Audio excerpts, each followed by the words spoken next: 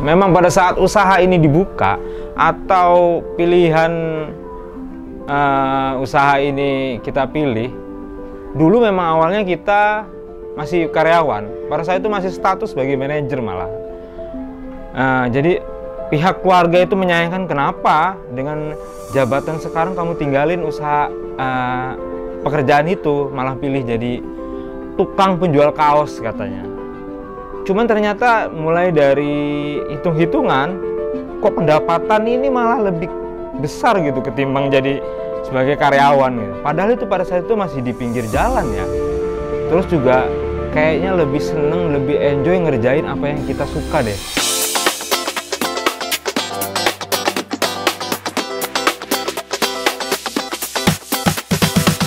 Oke, perkenalkan, nama gua Agung Setiawan. Gua lahir di Bandar Lampung 31 Agustus tahun 83. Untuk kegiatan sekarang kebetulan punya satu usaha brand lokal yang ada di Bandar Lampung, itu berupa t-shirt, jaket dan lain-lain.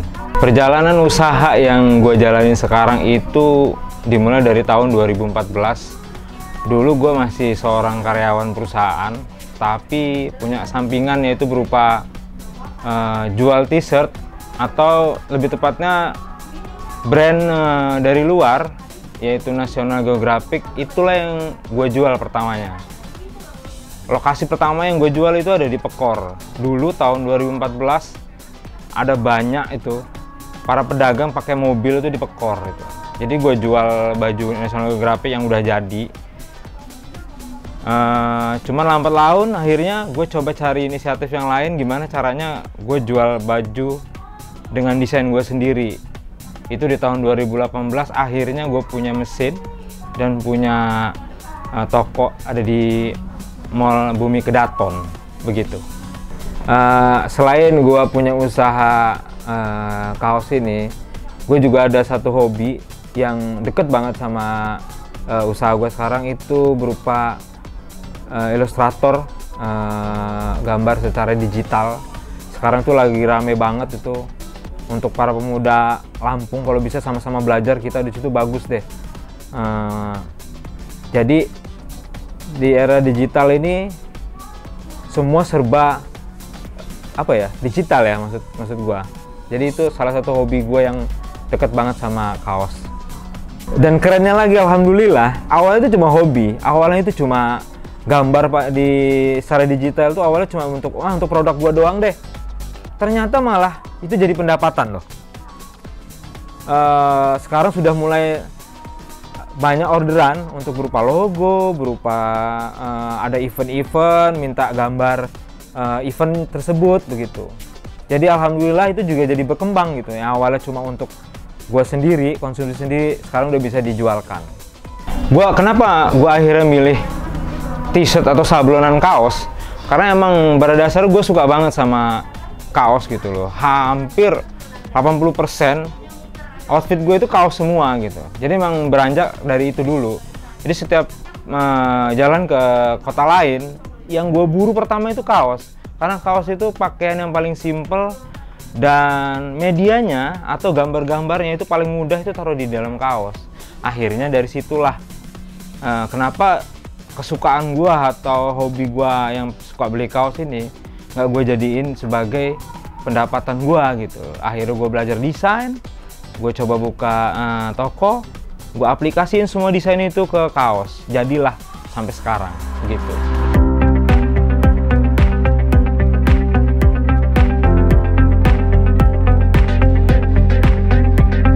Yang pasti dulu memang lokasi ya. Ketika awal mula usaha itu nggak besar gitu, memang budget yang kita punya. Jadi gimana sih supaya semua ini tetap running?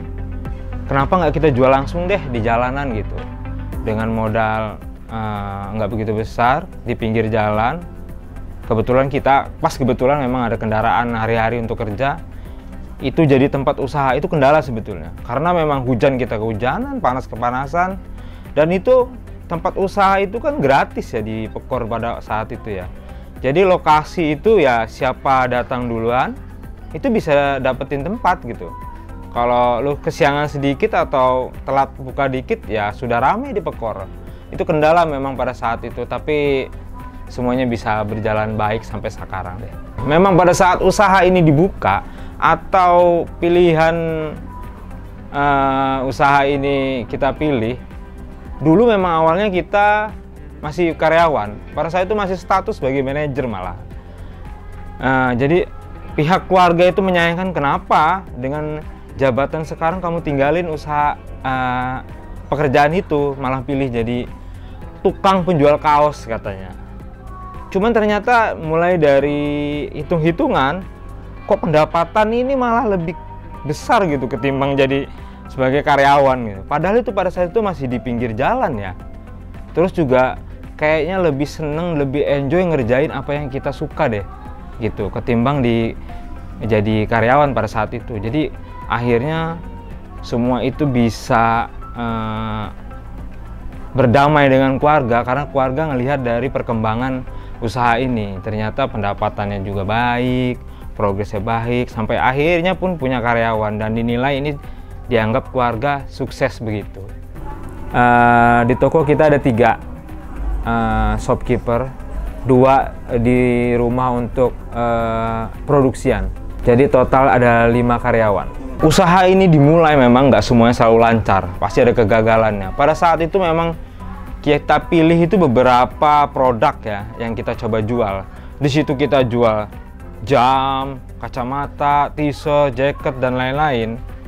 Jadi modal yang awal itu memang nggak semuanya mulus. Ternyata sebagian dari modal itu gagal. Penjualan dari jam, kacamata itu nggak berjalan baik, malah kaosnya yang jalan. Jadi itu sebagai satu titik kalau gue bilang ada beberapa part produk yang nggak terjual gitu loh. Ternyata kaos. Kenapa akhirnya kaos yang kita pilih? Karena kaos ini memang jadi produk andalan pada saat itu. Itu jadi ya, gue anggap sebagai kegagalan. Karena kayaknya nggak ada kemampuan gue untuk jual di situ. Gitu.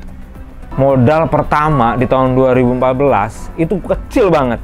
Nah ini juga buat jadi apa ya? Jadi motivasi buat kawan-kawan anak-anak muda Lampung deh. Waktu pada saat itu 2014 modal gua cuma 5 juta. Itu cuma jadi beberapa potong kaos ya. Dan itu langsung gua jualin di Pekor lewat mobil gua yang kecil itu. Jadi 5 juta cuma sekitar dapat berapa kaos begitu. Dan sampai akhirnya besar seperti ini, gua coba kembangin. Gua nggak cuma jual kaos saja sekarang, ada hoodie, ada topi, ada celana panjang, celana pendek lah ya. Untuk saat ini toko yang kita punya, ya kita langsung seller face to face sama konsumen itu cuma 1 untuk saat ini, ada di Mall Bumi Kedaton lantai 3. Sama produksian itu ada di rumah Jalan Ridwan Rais. Itu ada workshop berupa tempat pembuatannya, mulai dari sablon, desain segala macam itu ada di rumah kebetulan. Insya Allah rencana tahun ini ada satu lagi kita coba mau buka di Lampung City Mall. Mungkin bulan Oktober ya tahun ini ya. Mudah-mudahan kita bisa buka satu lagi. Itu ada brand baru yang kita punya. Untuk saat ini kan yang di Mall Bumi Kedaton itu punya Kaos.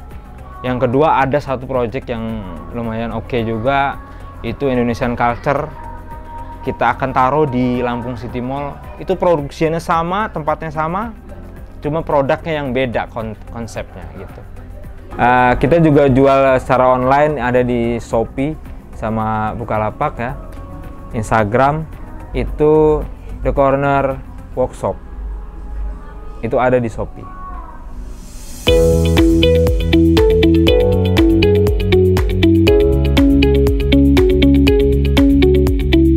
Apa ya yang bikin beda dari produk kita dengan yang lain? Pertama, untuk punya kaos itu konsep. Kita coba pertahankan ini toko cuman 2 warna, kaos hitam dan putih. Sebetulnya kita bisa jual baju warna merah, baju warna abu-abu lah segala macam. Cuma kita coba pertahankan itu. Yang kedua, tema yang dibawa di dalam kaos itu hampir rata-rata kata-kata. Memang di kota lain mungkin ada ya kata-kata juga, tapi kita coba di Lampung, kita punya juga sendiri. Jadi konsepnya kaos yang dipakai itu biasanya membawa perasaan dari si konsumen itu sendiri. Misalnya kayak di sini ada tahan godaan, itu dia coba sampaikan ke kawan-kawannya bahwa sorry untuk saat ini gue lagi tahan godaan nih, begitu. Jadi konsepnya memang apa feeling yang pas saat ini dirasain kita aplikasikan di kaos begitu. Untuk harga kita bisa bersaing ya, kita ada di middle lah menurut gua sih, rate dari 110 sampai 200 lah untuk t-shirt gitu. Omset ya kita berubah ya, apalagi saat ini ada waktu habis kita pandemi, cuman omset terbaik sih pernah di angka 50 juta untuk di ini aja ya, untuk di toko. Pada saat pandemi kemarin memang kita harus putar otak. Bagaimana karyawan tanpa harus dirumahkan, begitu. Walaupun memang di MBK pada saat itu kita ada tutup 2 bulan ya. Jadi kita putar otak gimana caranya si karyawan ini nggak harus dirumahkan, tapi kita tetap pekerjakan. Nah, dunia online kan saat ini lagi rame. Jadi kita pakai media itu, kita pakai sarana itu untuk tetap berkarya, terus tetap harus berjualan. Bagaimana caranya? Jadi 3 karyawan yang saya punya itu kita taruh di rumah. Kita jual secara online lewat e-commerce dari jam kerja tetap normal begitu. Jadi kita jual secara online pada saat itu. Untuk penjualan atau bisnis berupa t-shirt ya, atau disebut distro lah. Kalau menurut gua untuk para pesaing atau yang sejenis dengan penjualan kayak gua ini banyak ya. Dan itu nggak gue bilang sebagai pesaing atau segala macam, malah itu jadi satu semangat gitu. Gimana caranya kita bisa jauh lebih baik dari mereka, kita ambil positifnya lah. Kalau bisa di Lampung pun ramai. Kenapa daerah Bandung terus yang selalu disebut? Di Lampung juga bisa gitu. Banyak ilustrator Lampung yang bisa gambar langsung diaplikasiin ke kaos gitu. Jadi udah saatnya lah anak muda Lampung harus punya brand juga gitu, yang lebih banyak lagi gitu. Jadi untuk para pesaing atau para usaha yang berjalan di bidang seperti kaos ini, itu harusnya jadi nilai positif sebagai dorongan untuk support, untuk bersaing gitu. Pada saat ini pandemi udah mulai berkurang, jadi setiap event di setiap kota itu sekarang sudah pada mulai untuk dijalankan gitu loh, sudah ramai lah. Jadi langkah pertama itu saya mau kejar bola ini. Di setiap event, setiap kota ataupun di dalam kota ini sendiri, saya akan bawa produk saya itu atau saya pasarkan secara langsung lewat event-event tersebut. Begitu. Event yang sudah kita lewati pada saat itu ada di event Sriwijaya Expo, ada di Palembang. Terus Fatayat juga di Palembang. Kemarin yang di Bandar Lampung itu ada Apexi. Dan next di bulan Agustus itu ada Jambore nasional gitu.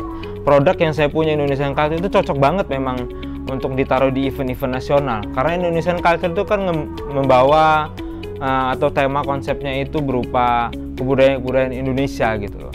Kebetulan yang buat orang Lampung. Jadi saya bawa ini ke seluruh setiap kota, setiap ada event. Jadi cocoklah setiap event itu kita pasarkan produk itu tersebut. Begitu. Untuk punyaku kaos, itu memang jadi terlihat unik sih di masyarakat Lampung gitu. Ternyata Lampung punya juga yang kayak begini gitu. Ada kaos dengan tulisan kata-kata yang lucu-lucu, yang nyeleneh-nyeleneh. Pada saat itu buka memang ramai ya. Masyarakat Lampung pun suka gitu. Yang kedua ada tapis Lampung dengan sistem dengan bahan sablon yang berbeda gitu. Dia ada warna gold yang kayak hampir mirip dengan benang asli tapis gitu. Itu pun juga sampai saat itu jadi the best sellernya di punyaku kaos. Hampir setiap pemerintahan itu pakai produk kami begitu. Yang seperti gue bilang tadi, ada satu proyekan ya, itu beda dari punyaku kaos, namanya Indonesian Culture. Itu konsep yang kita angkat seluruh Indonesia. Dilihat dari nama brandnya pun Indonesian Culture. Jadi setiap dari ujung Indonesia sampai ujung lagi itu kita mau gambar gitu. Di situ ada macannya Sumatera, ada kerbaunya Padang, begitu. Insya Allah kalau ada kesempatan kita coba buka di luar Lampung. Karena kita udah bulan lalu habis dari Palembang, lihat animo masyarakat Palembang terhadap produk kita. Oke, insya Allah kayaknya kesana dulu deh, Palembang.